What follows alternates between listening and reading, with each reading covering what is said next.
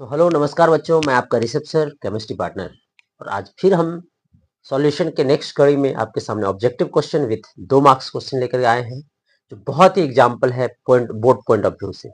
बच्चों 3 दिन बाद एग्जाम का जो है अपडेट आपके दिमाग में खनकते रहेगा, घड़ी की सुई चलती रहेगी और नेक्स्ट 2 तारीख को आप एग्जाम देंगे।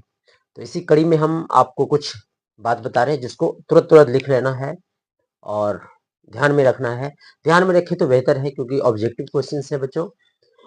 आपको पता है कि अभी तक यूमंस में टोटल 47 टेस्ट हो चुके हैं और 47 टेस्ट, जिसमें लास्ट टेस्ट कल भी है। इन 47 टेस्ट में बहुत सारे बच्चे टेस्ट को दिया है, तो वो ऑब्जेक्टिव जो पूछा गया है और सब्जेक्टिव जो पूछा गया वही एग्जाम का क्वेश्चन है बच्चों। उसको मेंटेन करिए, मजा आएगा। आइए हम थोड़ा रिविट्स करवाते हैं आपको। बच्चों कल हमने हेनरी लॉ के बारे में बताया था और हेनरी लॉ का कहना था कि गैसेस अवयव जो है, गैसियस कंपोनेंट जो है, उसके आंशिक दाब, गैस के आंशिक दाब मोल अंश के समानुपाती होता है। ये हेनरी के नियम में कहते हैं, जिसमें हमने आपको बताया था कि आंशिक दाब P dash directly proportional to होता है एक्स ए का, ये बताया था।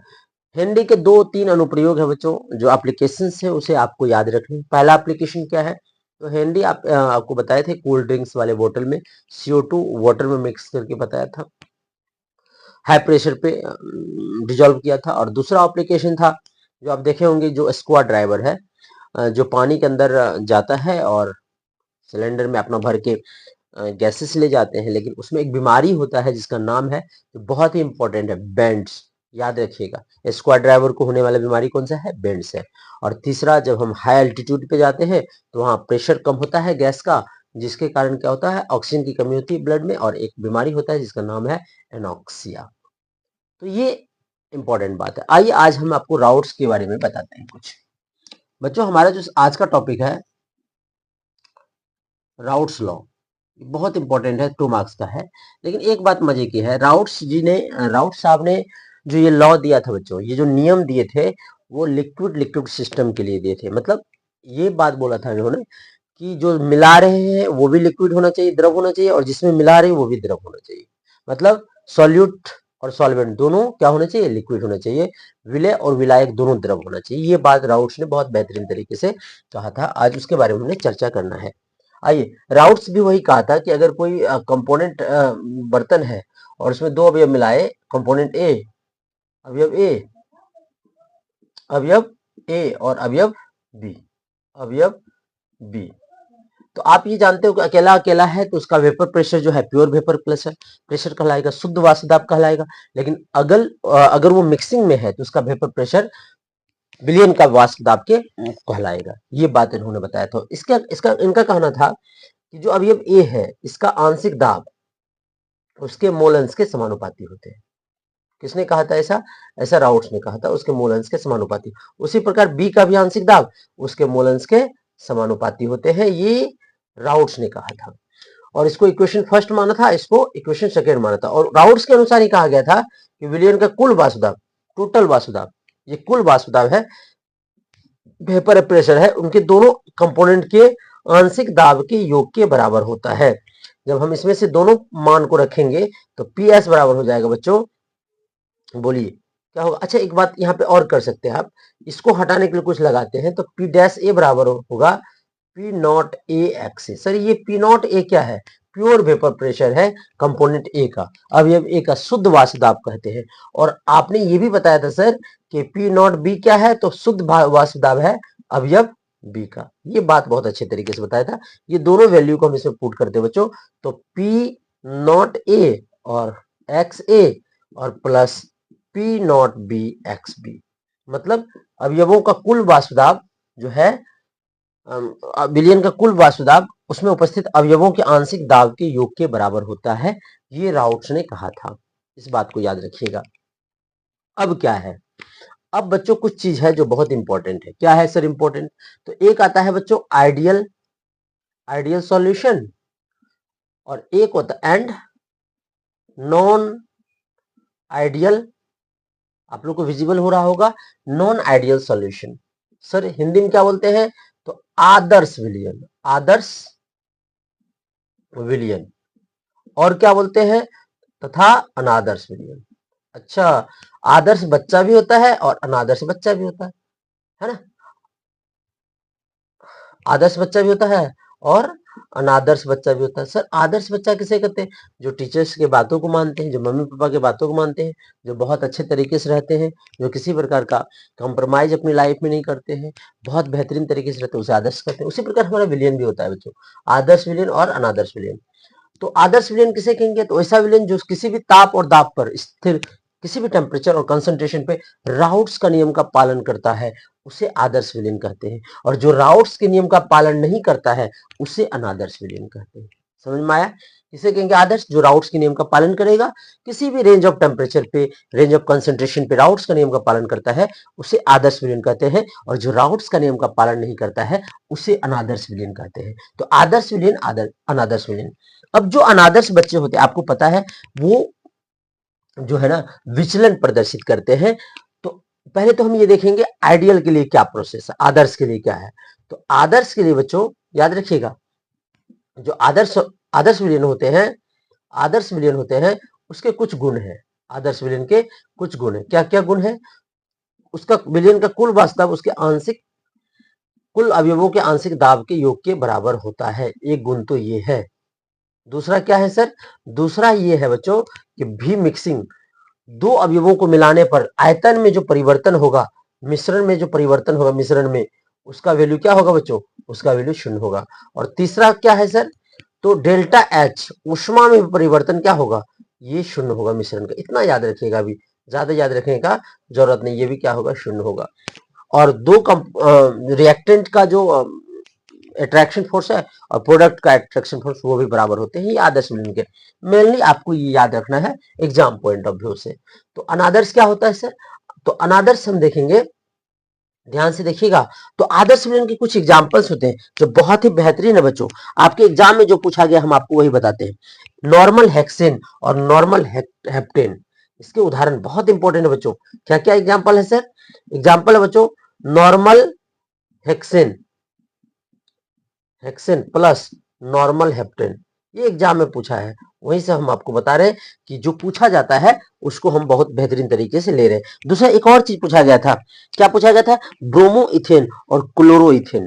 तो दूसरा एग्जाम्पल उन्होंने पूछा था कि ब्रोमो इथेन, देखो बच्चों, ब्रोमो इथेन और प्लस क्लोरो इथेन, ये भी एक बहुत बेहतरीन एग्जाम्पल है। ब्रोमो इथेन और क्लोरो इथेन किसका एग्जाम्पल है सर? तो ये आदर्श विलयन का एग्जाम्पल है। और एक एग्जाम में आया था बच्चों, जैसे बेंजीन और टॉल्विन। तो बेंजीन, तीसरा एग्जाम्पल बेंजीन, बेंजीन एंड, उसे बहुत सारे एग्जाम्पल है, लेकिन हम आपके एनसीईआरटी बेस्ड एग्जाम्पल आपको दे रहे हैं। प्लस टॉल्विन,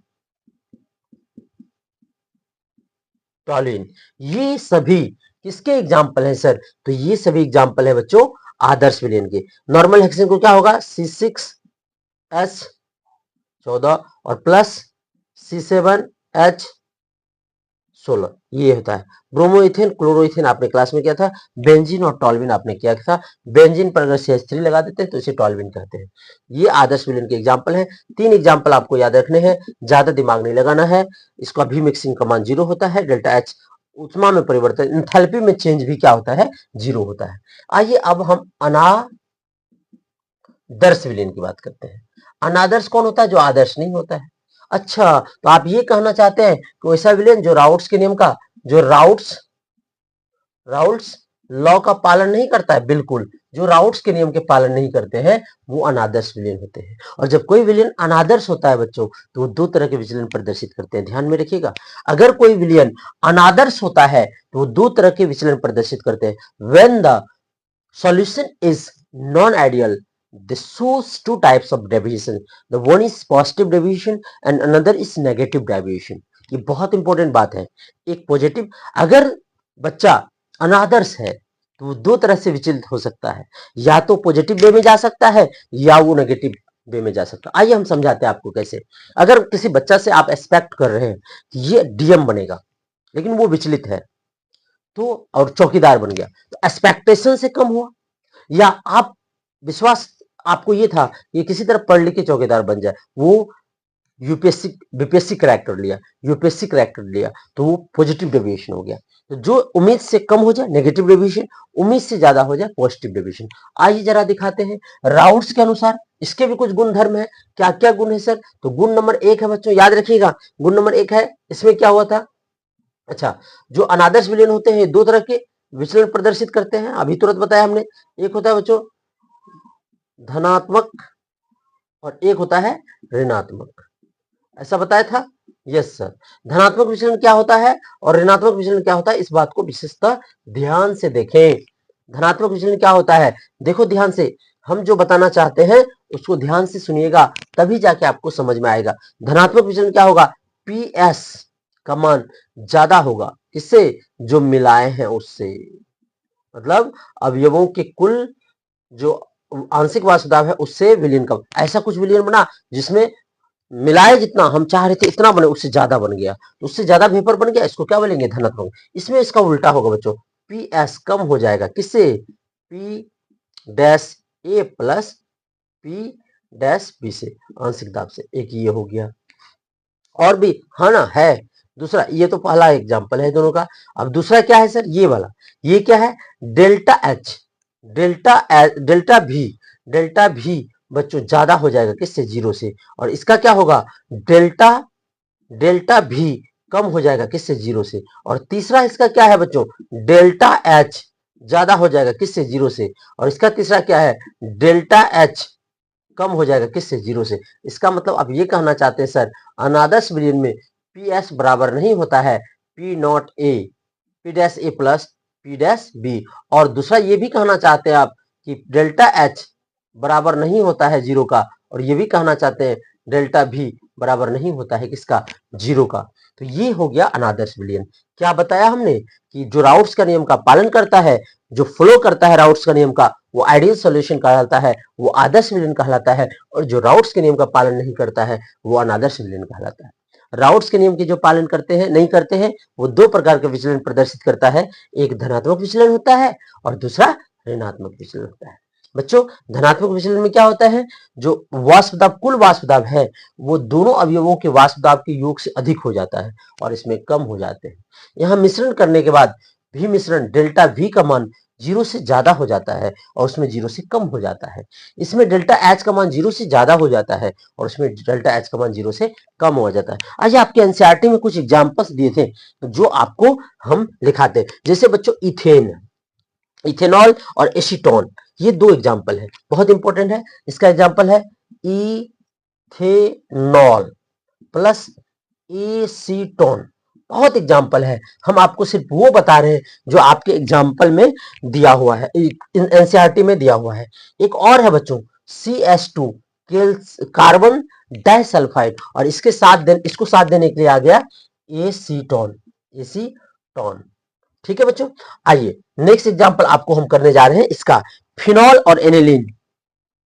फिनॉल, इसके एग्जांपल है फिनॉल, फिनॉल प्लस एनिलीन, बहुत मजेदार एग्जांपल है। और इसके एग्जांपल क्या है, एक और है एसीटोन के साथ chloroform, acetone, acetone plus chloroform. क्या याद है आपको, एसीटोन का सूत्र क्या होता है, CS3, C double bond O और CS3, और क्लोरोफॉर्म का क्या होता है CsCl3। ये क्लोरोफॉर्म, ये आज का क्लास, ये जो टॉपिक है बहुत ही बेहतरीन है बच्चों, इसका याद रखना। एग्जाम्पल तो डायरेक्ट पूछा जाता है कि निम्नलिखित में से कौन धनात्मक विचलन प्रदर्शित करता है, निम्नलिखित में से कौन ऋणात्मक विचलन प्रदर्शित करता है, निम्नलिखित में से कौन आदर्श विलयन का उदाहरण है और निम्नलिखित में से कौन अनादर्श विलयन का उदाहरण है। तो ये बात याद रखने हैं, राउट्स का नियम याद रखना है, बहुत ही बेहतरीन जो हमने बताया आज। ये एक बार आप देखिए और फिर तुरंत हम आपको लेने जा रहे हैं सबसे इंपॉर्टेंट टॉपिक जिसमें होता है वन टफ गुणांक। हम उतना ज्यादा डिटेल में उसको नहीं पढ़ेंगे, बट लेकिन क्या पढ़ने जा रहे हैं, उससे जो क्वेश्चन आते हैं ऑब्जेक्टिव उसे चुराएंगे आज। तो देखिए एक बार जल्दी से और फिर हम इसको रब करेंगे और आगे लेंगे।